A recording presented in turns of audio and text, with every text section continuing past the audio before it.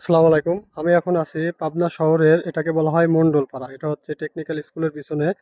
এখানে আসার কারণ হচ্ছে ভলান্টিয়ার ফর বাংলাদেশ অর্থাৎ ভিবিডির একটা আপনার প্রোগ্রাম। সেই প্রোগ্রামটি হচ্ছে যে যারা হচ্ছে নিম্ন আয়ের কিছু মানুষজন আছে, তাদের বাচ্চাদের অনেক সময় ঈদ সামগ্রী দেওয়া হয় না। তো আমরা তো আমাদের কোনো বাজেট নাই, যার জন্য আমরা একটা প্রোগ্রামের অ্যারেঞ্জ করছি। সেটা হচ্ছে মেহেদি এবং সামান্য কিছু ঈদ সালামি। তো আমরা সেই পাবনা শহরেরই এমন একটা জায়গাতে আছি। এই জায়গাটার নাম হচ্ছে মণ্ডলপাড়া বলে সম্ভবত, এবং এটা হচ্ছে টেকনিক্যাল স্কুলের পিছনে। এবং এখানকার যে বাড়িঘর, এগুলো দেখে আমরা বুঝতে পারছি যে এখানকার মানুষজনের আর্থিক অবস্থা খুব একটা ভালো না। এই জন্য আমরা চাচ্ছিলাম আর কি, এখানকার যে বাচ্চা বাচ্চা পোলাপান আছে তাদেরকে আমরা মেহেদি দিয়ে হাত সাজিয়ে দেব, এবং সামান্য কিছু ঈদ সালামি দিয়ে তাদের সাথে আমাদের মানে ঈদের আনন্দটা একটু ভাগাভাগি করব আর কি। তো চলুন নিয়ে যাই আমরা আপনাদের আমাদের সেই মানে যেখানে আমাদের ভলান্টিয়াররা কাজ করতেছে। আমি এখন আপনাদের সেখানেই নিয়ে যাচ্ছি, আপনারা একটু আমাদের সঙ্গেই থাকুন। তো দেখতেই পাচ্ছেন যে পাবনার শহরের মানে পাবনা শহরের ভিতরেই হয় এটা। তো বাড়িঘরের অবস্থা দেখে বুঝতে পারছেন যে তাদের আর্থিক অবস্থা কেমন।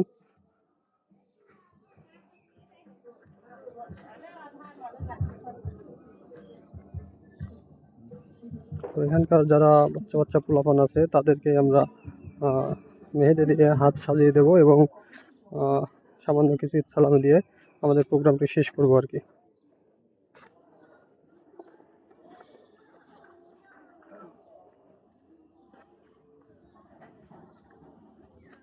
আচ্ছা, এই এলাকার নাম কি? এলাকার রামচন্দ্রপুর মণ্ডলপাড়া। মণ্ডলপাড়া না? ভিউয়ার্স, এক চাচাকে জিজ্ঞেস করলাম যে এই এলাকার নাম কি। চাচা কিন্তু বলল যে এই এলাকাটির নাম হচ্ছে রামচন্দ্রপুর মণ্ডলপাড়া। তো এই রামচন্দ্রপুর মণ্ডলপাড়াটি আমাদের পাবনা টেকনিক্যাল স্কুলের পিছনে অবস্থিত, এবং দেখতে পাচ্ছেন যে খালের মতো যে জায়গাটি আপনারা দেখতে পাচ্ছেন, এটা হচ্ছে পাবনা।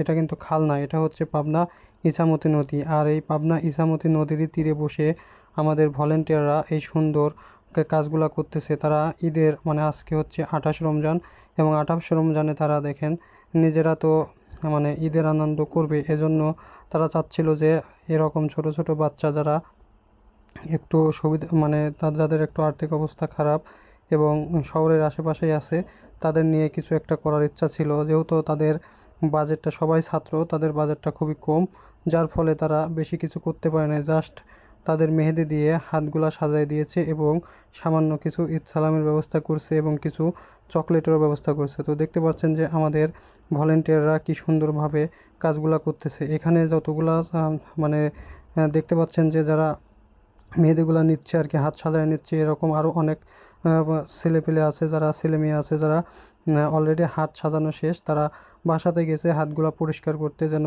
হাতগুলা পরিষ্কার করে আসবে, এবং তারা তাদের জন্য যে কাঙ্ক্ষিত চকলেট এবং ঈদ সালামির ব্যবস্থা করা আছে তারা সেগুলোও নেবে। তো কিছুক্ষণ পরেই আপনারা দেখতে পাবেন যে অনেকগুলা ছেলে মেয়ে একত্রিত হবে, এবং তারা তাদের কাঙ্ক্ষিত যে ঈদ সালামির ব্যবস্থা আমরা করছিলাম সেটাও নেবে, এবং চকলেট দেওয়া ছিল সেটাও নেবে, এবং তারা খুব আনন্দিত। তারা যে তাদেরকে যে আমরা এই হাতগুলা সাজিয়ে দিচ্ছি, তারা কিন্তু খুবই আনন্দিত ছিল।